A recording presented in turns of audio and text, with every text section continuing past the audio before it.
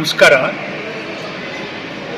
ನಾವೀಗ ನಮ್ಮ ನಾಗತಿಹಳ್ಳಿಯ ಸಿಹಿ ಕನಸು ರಂಗಮಂದಿರದಲ್ಲಿ ನಿಂತು ಮಾತಾಡ್ತಾ ಇದ್ದೀವಿ. ನಾನು ಮತ್ತು ನನ್ನ ಸಹೋದರ ಸಹೋದರಿಯರೆಲ್ಲ ಇಲ್ಲಿ ಸುತ್ತುವರೆದಿದ್ದಾರೆ ಬೇರೆ ಬೇರೆ ಕೆಲಸದಿಂದ.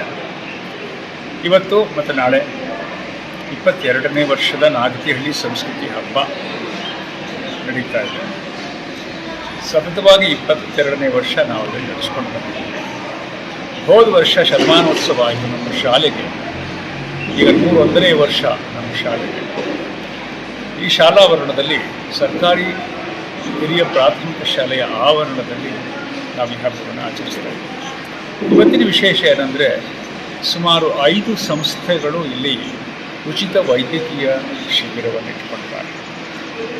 ಮೊದಲನೇದಾಗಿ ಡಾಕ್ಟರ್ ಶಾಂತಲಾ ಅವರು ಮತ್ತು ಅವರ ಅನೇಕ ವೈದ್ಯರು, ಪ್ರಸೂತಿ ತಜ್ಞರು, ಗೈನಕಾಲಜಿ ಡಾಕ್ಟರ್ಗಳು, ಗ್ರಾಮೀಣ ಹೆಣ್ಣು ಮಕ್ಕಳ ಸಮಸ್ಯೆಗಳು, ವಿಶೇಷವಾಗಿ ಗರ್ಭಕೋಶಕ್ಕೆ ಸಂಬಂಧಪಟ್ಟಂಥದ್ದು, ಕ್ಯಾನ್ಸರ್ ಸಂಬಂಧಪಟ್ಟಂಥದ್ದು ಇತ್ಯಾದಿಗಳ ಪರಿಶೀಲನೆ ಮಾಡಲಿಕ್ಕೆ ಆ ಶಾಲೆಯ ಕೊಠಡಿಯಲ್ಲಿ ಸಜ್ಜಾಗಿದ್ದಾರೆ. ಇನ್ನೊಂದು ಬದಿಯಲ್ಲಿ ಜಯದೇವ ಆಸ್ಪತ್ರೆಯ ಹೃದ್ರೋಗ ಸಂಬಂಧಿಯಾದ ಚಿಕಿತ್ಸೆ ನೀಡಲಿಕ್ಕೆ ಬೆಂಗಳೂರಿನಿಂದ ಇನ್ನೊಂದು ಸಂಸ್ಥೆ ಜಯದೇವ ಬಂದಿದೆ. ಇನ್ನೊಂದು ಸಂಸ್ಥೆ ಇತ್ತ ಕಡೆ ಮಿಂಟೋ ಆಸ್ಪತ್ರೆಯಿಂದ ಬಂದಿರುವಂಥದ್ದು. ಅವರು ಕಣ್ಣಿನ ಚಿಕಿತ್ಸೆ ಬೆಂಗಳೂರಿನಿಂದ ಬಂದಿದ್ದಾರೆ, ನೇತ್ರ ಚಿಕಿತ್ಸೆಯನ್ನು ನೀಡಲಿಕ್ಕೆ, ತಪಾಸಣೆ ಮಾಡಲಿಕ್ಕೆ.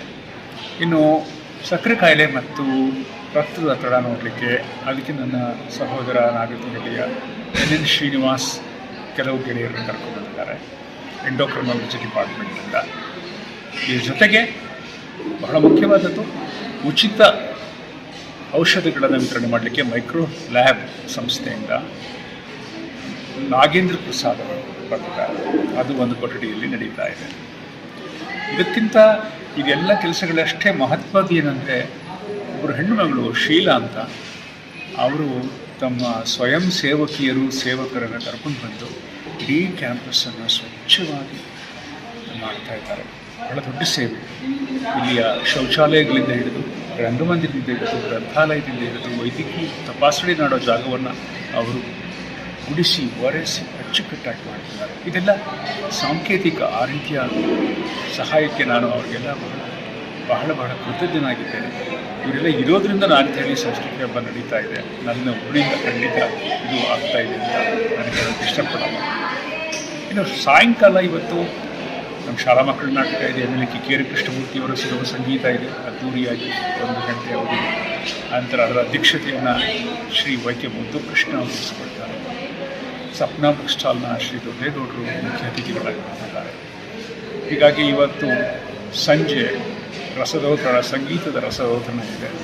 ಇದೆಲ್ಲದರ ಜೊತೆಗೆ ನ್ಯಾಷನಲ್ ಫರ್ಟಿಲೈಸರ್ಸ್ ಲಿಮಿಟೆಡ್ NFL ಈ ಸಂಸ್ಥೆಯಿಂದ ರೈತರಿಗಾಗಿ ಉಚಿತವಾದಂತಹ ಅನೇಕ ಮಾಹಿತಿಗಳನ್ನು ನೀಡತಕ್ಕಂಥ ವಿಡಿಯೋ, ಉಪನ್ಯಾಸ ಮತ್ತು ಅವರದೇ ಒಂದು ಸ್ಟಾಲನ್ನು ಹಾಕಿದ್ದಾರೆ ರೈತರಿಗೆ ಕೆಲವು ಮಾಹಿತಿಯನ್ನು ಕೊಡಲಿಕ್ಕೆ. ಅದಕ್ಕೆ ಸಂಬಂಧಪಟ್ಟಂತೆ ಕೂಡ ಜ್ಞಾನೇಶ್ ಅಂತ ಒಬ್ಬರು ಉಪನ್ಯಾಸ PhD ಅಗ್ರಿಕಲ್ಚರಲ್ ಸೈನ್ಸಲ್ಲಿ PhD ಮಾಡಿರ್ತಕ್ಕಂಥವ್ರು, ಅವರು ಉಪನ್ಯಾಸ ಇರುತ್ತೆ. ಇಷ್ಟು ಇಂದು ನಡೆಯಲಿರ್ತಕ್ಕಂಥದ್ದು, ಅಂದರೆ 18 ಮಾರ್ಚ್ ಬುಧವಾರ ನಡೀತಕ್ಕಂಥ ಕಾರ್ಯಕ್ರಮಗಳು. ಇನ್ನು ನಾಳೆ ಹಬ್ಬ ಆದ್ದರಿಂದ ಬೆಳಗಿನ ಹೊತ್ತು ಯಾರು ಎಲ್ಲರೂ ಹಬ್ಬದಲ್ಲಿ ತೊಡಗಿರ್ತಾರೆ. ಮಧ್ಯಾಹ್ನದ ನಂತರ ಶುರುವಾಗುತ್ತೆ ಜನಪದ ನೃತ್ಯಗಳಿಂದ. ಜನಪದ ನೃತ್ಯಗಳ ನಂತರ ಸಂಜೆ ಸಭಾ ಕಾರ್ಯಕ್ರಮ ಶುರುವಾಗುತ್ತೆ. ಸಭಾ ಕಾರ್ಯಕ್ರಮದಲ್ಲಿ ನಾವು ಮುಖ್ಯವಾಗಿ ಉತ್ತರ ಪ್ರದೇಶದಲ್ಲಿ ನಾವು ಅನ್ನುವಂಥ ಒಂದು ಪುಸ್ತಕ ಬಿಡುಗಡೆ ಮಾಡ್ತಾಯಿದ್ದೀವಿ. ಈ ಪುಸ್ತಕ ವಿಶೇಷ ಏನು ಅಂದರೆ, ನಾನು ಕಳೆದ ವರ್ಷ ಇವ್ರನ್ನೆಲ್ಲ ರೈತರನ್ನು ಉತ್ತರ ಪ್ರದೇಶಕ್ಕೆ ಪ್ರವಾಸ ಕರ್ಕೊಂಡು ಹೋಗಿದ್ದೆ. ಎಲ್ಲ ರೈತರು ಬರೆದಂತಹ ಒಂದು ರೈತರೇ ಬರೆದ ಸಮೂಹ ಪ್ರವಾಸ ಕಥನ. ಅದನ್ನು ನಮ್ಮ ಗೆಳೆಯ ಡಾಕ್ಟರ್ ಶಿವಕುಮಾರ್ ಕಾರ್ಯಪುರ ಸಂಪಾದಕರಾಗಿ ಕೆಲಸ ಮಾಡಿದ್ದಾನೆ.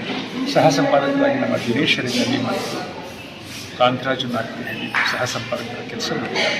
ಆ ಪುಸ್ತಕ ಬಿಡುಗಡೆ ಆಗುತ್ತೆ. ನಮ್ಮ ಹಳ್ಳಿಯ DDP ಆಗಿರೋ ನಿವೃತ್ತ DDP ಅವರಿಂದ ಶ್ರೀ ಗಂಗಾಧರ ಗೌಡರು ಬಿಡುಗಡೆ ಮಾಡ್ತಾರೆ. ಅದು ಒಂದು ಬಹಳ ಅರ್ಥಪೂರ್ಣವಾದದ್ದು. ಇದರ ನಡುವೆ ಇತ್ತೀಚೆಗಷ್ಟೇ ತೀರಿಕೊಂಡ ನನ್ನ ಪ್ರೀತಿಯ ಮಿತ್ರ ಶ್ರೀನಿವಾಸ್ ಕರಿಯಪ್ಪ ಅವ್ರಿಗೊಂದು ಪುಟ್ಟ ಶ್ರದ್ಧಾಂಜಲಿ 2 ಮಾತುಗಳು ಅದನ್ನು ಕೂಡ ನಾನು ತಗೊಂಡಿದ್ದೀನಿ.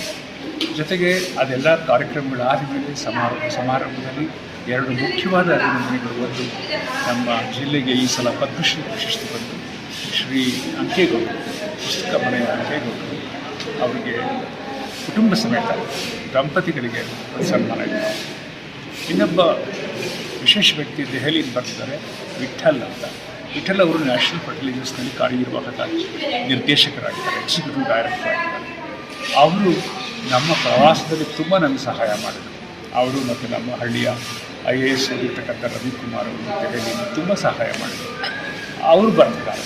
ಅವರು ಬಂದು ನಮ್ಮ ಜೊತೆ ನಮ್ಮ ಅಭಿನಂದನೆಯನ್ನು ಸ್ವೀಕರಿಸೋಕ್ಕೋಸ್ಕರ ದೆಹಲಿಯಿಂದ ಬರ್ತಿದ್ದಾರೆ. ಯಾಕಂದರೆ ಅವರು 2-3 ಸಲ ನಮ್ಮ ಪ್ರವಾಸಕ್ಕೆ ತುಂಬ ಸಹಾಯ ಮಾಡಿದ್ದಾರೆ. ಅದನ್ನು ಆ ಋಣವನ್ನು ಕೃತಜ್ಞತೆಯನ್ನು ವ್ಯಕ್ತಪಡಿಸೋದಕ್ಕೆ ನಾವು ವಿಠಲ್ ಅವ್ರನ್ನ ಹೆಸರು ಆಹ್ವಾನ ಮಾಡಿದ್ದೇವೆ. ಅದಾದಮೇಲೆ ಎಂದಿನಂತೆ ಮಂಡ್ಯ ರಮೇಶ್ ಅವರ ನಾಟಕ, ಅವರ ಸಂಸ್ಥೆಯ ನಾಟಕ, ಅದು ಸಂಸಾರದಲ್ಲಿ ಸಂಗೀತಪ್ಪ ಅಂತಕ್ಕಂಥ ನಾಟಕ, ಅದು